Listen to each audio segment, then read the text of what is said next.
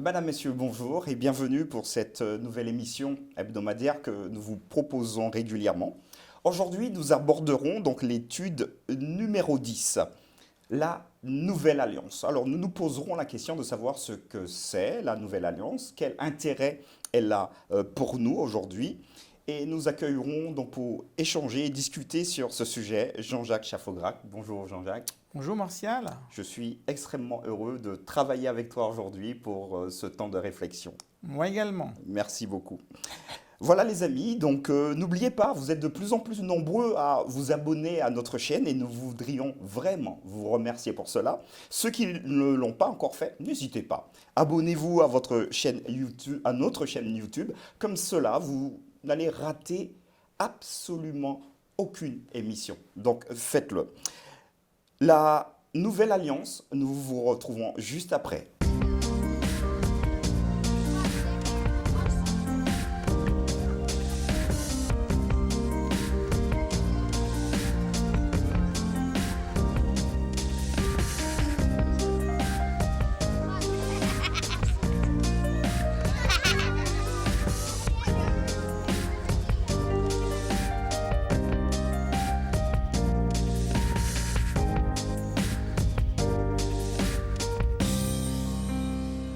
Voilà les amis, nous nous retrouvons donc pour discuter de cette étude de la semaine, la Nouvelle Alliance. Et je vous invite, chez vous et Jean-Jacques également, je vous invite à prier ensemble. Je prierai.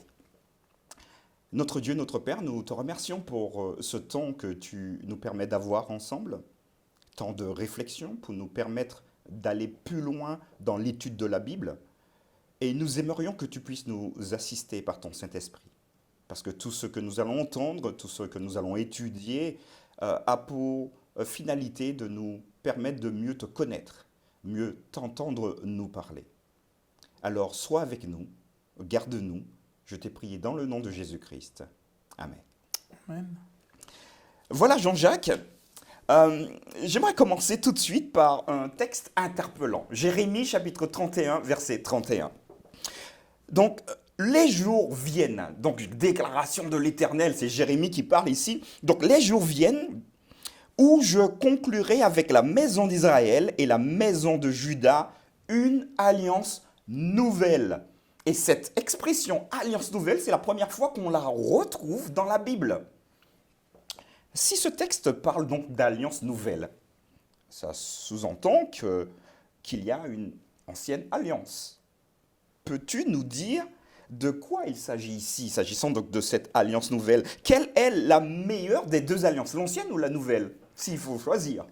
C'est vrai que dans la Bible, on parle de plusieurs alliances. Oui. Quand Dieu dit à Adam, je ne mettrai inimitié entre toi et la femme, etc., etc., Ouais. il conclut une alliance avec Adam. On le voit avec Noé également qu'il est question d'une alliance, avec Abraham, Isaac, Jacob, le peuple d'Israël. Donc lorsqu'on parle d'une alliance, il faut savoir que Dieu désire faire alliance avec tous les êtres humains et tous les peuples. Mais en l'occurrence, ici dans ce passage, il s'adresse au peuple d'Israël. Parce que c'est vrai qu'avec les patriarches, Abraham, Isaac, Jacob et Israël en général, à travers le ministère de Moïse, Dieu va vouloir amener ce peuple à une relation particulière avec lui. Mais Dieu désire faire tellement d'alliances avec tous les hommes qu'il va continuer à en proposer. Et il va proposer non seulement au peuple d'Israël, Ouais. mais aux autres peuples aussi d'entrer dans cette alliance. Absolument. Maintenant, il y a la Ouais. notion pour un même peuple de nouvelle alliance. Ça veut dire qu'il y a quand même une dimension de quelque chose qui va changer pour le peuple d'Israël. Qu'est-ce qui va changer? Plusieurs textes nous donnent des indices. Quand Jean-Baptiste voit Jésus qui vient à lui, il lui dit, voici l'agneau de Dieu qui ôte le péché du monde. Or, d'après l'Ancien Testament, qu'est-ce qui ôtait le péché? Le sacrifice de l'agneau matin Absolument. et soir dans le cadre du service du sanctuaire. Lorsqu'on lit l'Épître aux Hébreux également, on voit à plusieurs reprises qu'il y a une interprétation nouvelle du pacte, du projet, du contrat que Dieu nous propose. Et l'élément central de cette nouvelle alliance est compris dans le Nouveau Testament comme étant Jésus. qui est la porte, Jésus qui est l'agneau, Jésus qui est la lumière, Jésus qui est le pain, Jésus qui est le chemin, Jésus qui est l'eau, et quasiment tous les éléments du sanctuaire. La porte, l'agneau, l'eau, le chandelier, le pain, tous ces éléments nous ramènent à chaque fois à Jésus et au symbole utilisé pour le désigner. Donc lorsqu'on parle d'une nouvelle alliance, généralement les chrétiens comprennent cette nouvelle alliance comme l'incarnation de Dieu en la personne de Jésus qui va maintenant proposer quelque chose qui n'est pas antinomique avec ce qui était proposé avant. Mais qui est l'accomplissement, la réalisation de ce qu'il y avait avant. C'est la raison pour laquelle, dans l'Épître aux Hébreux, on parle de ce qui se passait dans le désert comme l'ombre des choses à venir. Autrement dit, comme une forme pédagogique d'expliquer au peuple d'Israël le projet, le plan que Dieu voulait mettre en place à travers le ministère de Jésus pour sauver l'humanité. Donc ces deux alliances ne sont pas antinomiques, mais l'une est la concrétisation de ce qui était annoncé par la première. D'accord. Alors, est-ce qu'on pourrait dire que Israël n'a pas respecté sa première alliance dans ce cas? S'il y a une nouvelle qui arrive, une reformulation de la même. Imaginons que le peuple d'Israël ait été un peuple magnifique, obéissant, toujours fidèle. Jésus serait-il quand même venu? On imagine. On imagine que oui. Serait-il quand même, ou a-t-il quand même vécu et souffert comme un homme, et serait-il mort comme un homme pour nous sauver? Oui. Autrement dit, l'action de Jésus à la croix n'est pas liée simplement à une désobéissance du peuple d'Israël. Elle est liée à la volonté divine de dire que par mon sang, eh bien, je vais réconcilier le monde avec la divinité, dit Jésus. Donc Jésus, c'est le pont, c'est le chemin, c'est le réconciliateur qui fait le pont entre l'humanité et la divinité. Et son action n'est pas là parce qu'une alliance n'aurait pas été observée. Son alliance est là parce que Dieu veut sauver toute l'humanité. Simplement, mettons-nous à la place de Dieu. Il faut expliquer les choses aux hommes. Il faut leur dire que j'ai un projet pour vous, j'ai un plan. Ce qui a été promis à Adam va se réaliser à travers un peuple que Dieu va susciter. Donc à un moment donné, il faut en parler, il faut l'expliquer, il faut l'imager. Donc tout le service du sanctuaire avec une image complexe et extraordinaire du projet de Dieu pour l'humanité. Comment pourrait-on comprendre que finalement ce peuple qui avait toutes les informations pour le Messie a rejeté?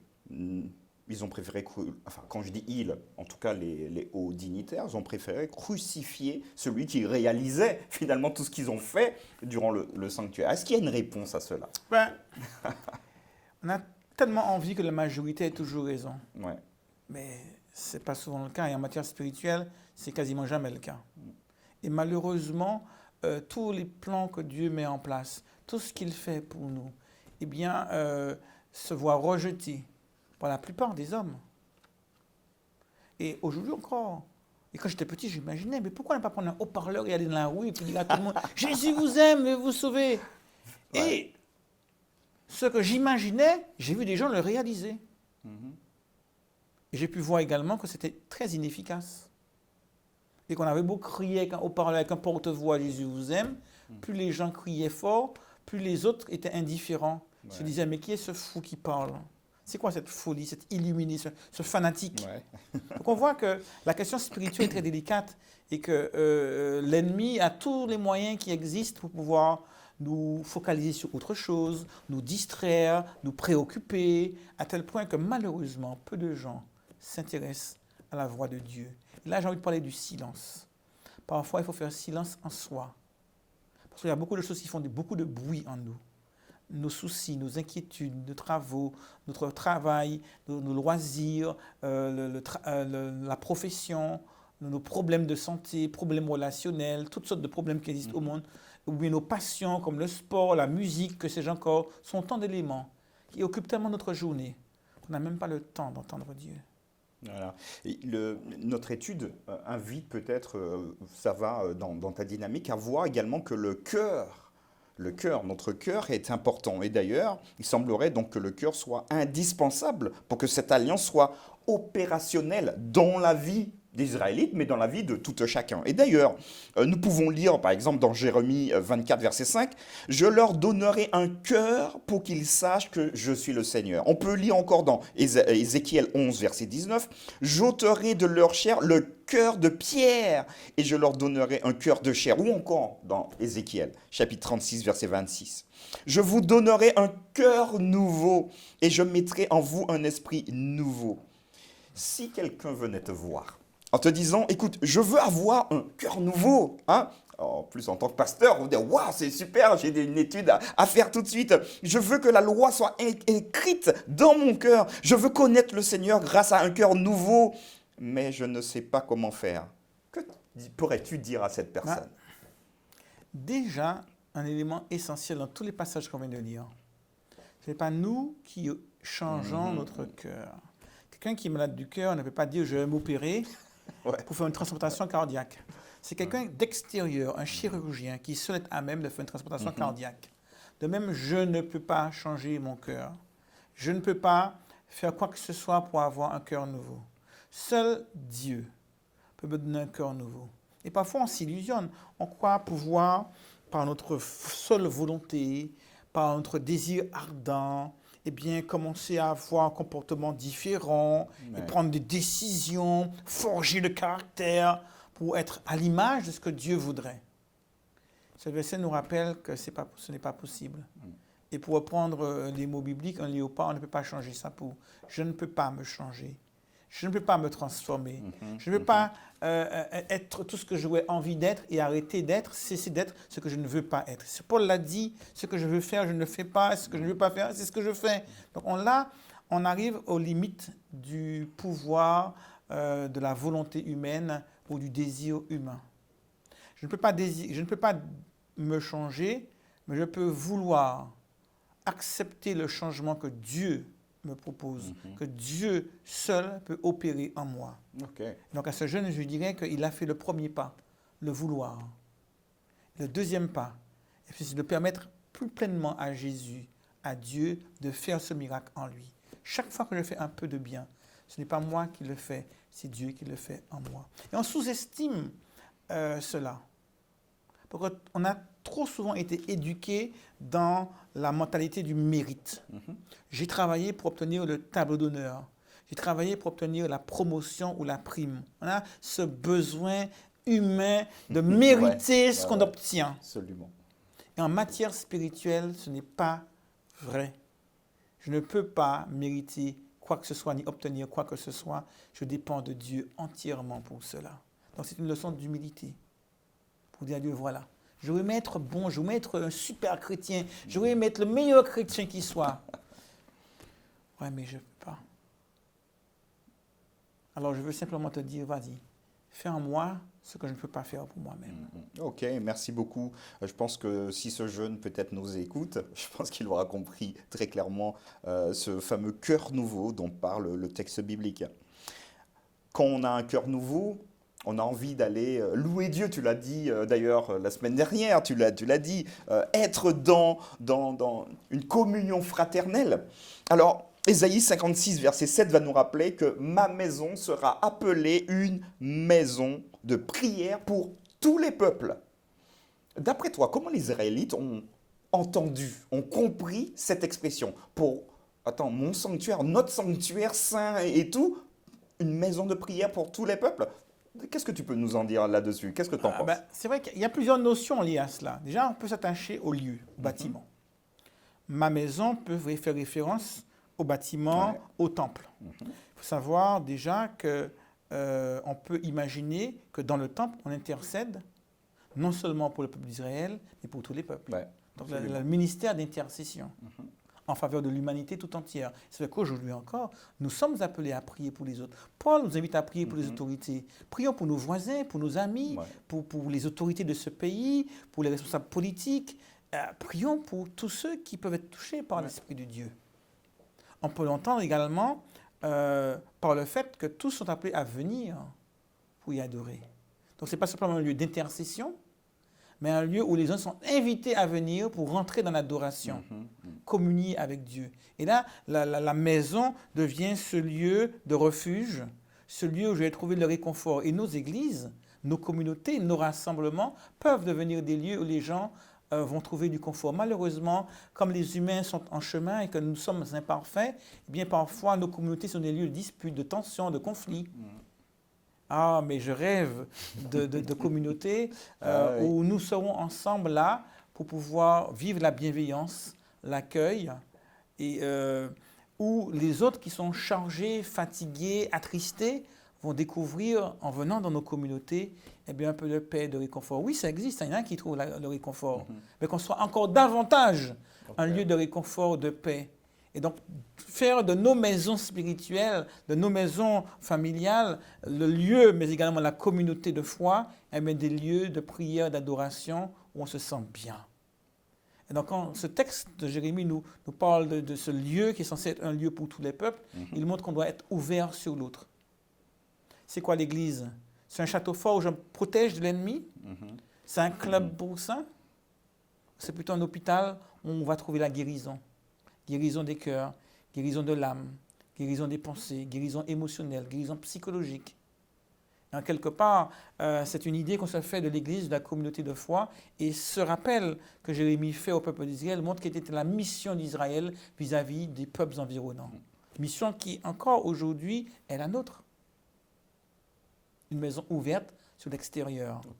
Une maison accueillante pour les autres. Absolument. Merci beaucoup. Alors, vous l'aurez noté, chers amis, que alors Jean-Jacques, dans son emballement et son enthousiasme, a dit Jérémie, mais on est bien dans Ésaïe. Ah oui, Ésaïe, on est bien. Il n'y a pas de problème, on le sait, on comprend, il n'y a pas de souci. Qu'est-ce que tu pourrais nous dire sur le fait que le texte biblique nous invite à voir également ce temple comme étant individuel? Vous êtes le temple du Saint-Esprit. C'est là où Dieu veut habiter. Est-ce qu'on peut faire une prolongation finalement de cette maison de prière pour tous les peuples? Ce texte m'interpelle beaucoup. Qui sommes-nous pour accueillir Dieu? Alors là, ouais. Quand on dit que vous êtes le temple du Saint-Esprit de Dieu, mais quel lieu peut contenir Dieu? Le ciel ne peut pas me contenir. Le ciel lui-même. Donc, en quelque part, on voit là cette dimension de ce Dieu qui vient, de ce Dieu qui veut s'approcher, de ce Dieu qui veut être proche de nous. Et ça, c'est complètement extraordinaire. Comment Dieu peut-il accepter de mêler sa perfection à notre imperfection, sa toute-puissance à notre impuissance, sa grandeur infinie à notre petitesse? Qui sommes-nous, notre indignité, pour même oser rêver d'un si grand privilège? Et pourtant, Dieu le dit. Je veux m'approcher de chacun de vous. Pas simplement de manière collective, où quelques dirigeants super saints seraient là pour faire l'intercession. Mais non, à titre individuel. Je veux, avec chacun, créer quelque chose, me connecter. Absolument. Pour pouvoir être dans une communion où je pourrais vraiment changer, transformer, régénérer, renouveler au plus profond de l'être humain. Je crois que cette notion elle-même, on a du mal à la comprendre tellement elle est profonde, tellement elle va loin, tellement elle exprime l'amour d'un Dieu qui n'a pas peur de salir en nous côtoyant de près. Ok, merci beaucoup. Alors, merci parce que je pense que cette notion de temple, cette notion finalement de bâtiment, cette notion individuelle également, elle est pertinente aujourd'hui en 2021 et ça nous invite à voir que Dieu il se met à notre niveau. Nous ne sommes pas dignes de le recevoir, mais il fait quand même le pas, il nous tend la main. D'ailleurs, je frappe, si quelqu'un entend, qu'il ouvre et je ferai quoi? J'entrerai. Voilà. J'entrerai. Je crois que c'est une très belle perspective. Alors, on peut entendre également, s'agissant donc de cette nouvelle alliance, on peut entendre dire qu'elle est basée sur la foi et la grâce, la nouvelle alliance. Mais on peut peut-être présupposer que l'ancienne alliance était basée uniquement sur la loi, puisque Dieu a donné à Israël des lois pour l'alliance. Est-ce qu'il y a une différence entre les deux, ancienne, nouvelle? Donc l'ancienne qui serait basée donc sur la loi et la nouvelle qui serait basée sur la grâce. Et une question sous-jacente, est-ce que la grâce existait déjà dans l'Ancien Testament? La famille royale d'Angleterre doit observer un protocole royal. Ce protocole se décline en un nombre assez impressionnant de règles que les princes et que la famille royale se doit d'observer. Alors, si moi j'ai envie de faire partie de la famille royale d'Angleterre, je me dis, tiens, je vais observer ce protocole. Est-ce que l'observation de ce protocole ferait de moi un prince? Malheureusement, Non, non. je crois pas. C'est loupé. C'est raté. Donc on voit bien le ridicule qui consisterait à penser que l'observation d'un protocole peut faire de moi un prince. De même, l'observation d'une loi ne saurait en aucune mesure faire de moi un enfant de Dieu. Par contre, si avec une baguette magique, on me transformait en prince, là j'observerais le protocole, non pas pour devenir prince, mais parce que j'ai été, par la baguette magique, transformé en prince. Il en va de même pour la relation à Dieu. C'est bien parce que Dieu a fait de moi son enfant que je veux vivre comme un enfant de Dieu, en suivant le protocole royal de Dieu. Pour le peuple d'Israël, on allait de même. Ces lois dont on dit question dans ce testament n'étaient pas là pour être enfant de Dieu. Et parce que Dieu avait choisi Israël. Dieu a choisi Abraham avant qu'il n'ait une descendance. Dieu a choisi Isaac avant qu'il n'ait une descendance. Dieu a choisi Jacob avant qu'il n'ait une descendance. C'est la raison pour laquelle, comme par hasard, toutes leurs femmes étaient stériles. Le choix de Dieu a précédé la loi, a précédé Moïse, a précédé tout ce protocole royal dont je parle. Et ensuite, Dieu a fait grâce en disant, puisque je vous ai choisi, je vais vous indiquer comment vivre en enfant de Dieu. Donc la grâce a toujours existé. Et encore aujourd'hui, eh bien, vivre ce protocole royal, c'est parce que je suis conscient que Dieu m'a fait l'illustre privilège de faire de moi un enfant de roi, l'enfant du roi des rois. Alors, je veux suivre le protocole royal. Avec la tête levée et fier de l'être aussi. Oui, une fierté qui ne vient pas d'un accomplissement personnel, Absolument. mais d'une miséricorde éternelle manifestée en la personne de Jésus-Christ. C'est bien dit, c'est bien dit. Moi, j'aime beaucoup ta réponse en tout cas. J'aimerais que nous puissions aborder une dernière question ensemble.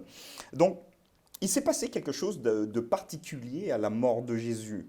On n'en parle pas souvent, mais le livre de Matthieu nous dit, dans Matthieu 27, verset 51, « Et voici le voile du temple se déchira en deux, depuis le haut jusqu'en bas.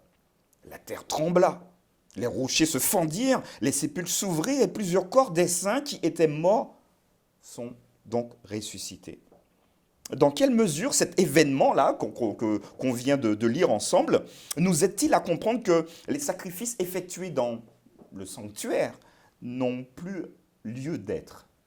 C'est vrai que le voile séparait le lieu saint Du lieu très saint. Donc il y avait là toute une notion liée à la divinité, à Dieu. N'oublions pas que dans le lieu très saint, il y avait l'arche de l'Alliance, mais aussi c'était le lieu qui symbolisait la présence de Dieu, le Saint des Saints. Dès lors que ce voile est déchiré, il n'y a plus de distinction entre le lieu saint et le lieu très saint, signifiant par là qu'au-delà, tout ce service qui était une image, on l'a dit il y a quelques instants, de ce que Dieu voulait mettre en place pour le salut de l'humanité, n'avait plus lieu d'être. D'ailleurs, dans l'Épître aux Hébreux, dans le livre de l'Apocalypse, on fait référence au sanctuaire céleste. Absolument. Autrement dit, le médiateur, c'est maintenant au ciel qu'il se trouve, c'est la personne de Jésus-Christ. Le sacrifice ultime a été réalisé en la personne de Jésus, qui est mort pour nous sauver. Et donc le lieu d'intercession, le lieu où Dieu, par un regard bienveillant, veille sur son peuple, intercède, accorde le pardon, la grâce, c'est du ciel. Donc à partir de là, on voit bien que point n'est besoin de se battre pour un petit bout de terrain à Jérusalem, pour l'esplanade des mosquées, où on va y mettre beaucoup d'investissements émotionnels, mais le christianisme, lui, conçoit, et notamment nous en tant qu'adventistes, que tout se passe au ciel, par la médiation, l'intercession de celui qui est notre grand prêtre, à savoir Jésus-Christ. Et donc, ce symbole de ce voile qui se déchire montre que maintenant, les regards doivent être tournés vers le ciel et non plus vers la terre. Car c'est là que se trouve le lieu du trône de Dieu, de sa grâce et de sa miséricorde. Merci beaucoup en tout cas. La nouvelle alliance, c'est ce que Dieu nous propose d'avoir. Chers amis, voilà, donc nous avons jeté les bases pour aller un peu plus loin dans cette étude numéro 10. J'espère que vous avez passé un agréable moment en notre compagnie. Merci Jean-Jacques et je te dis Plaisir. à très bientôt. Au revoir. Au revoir.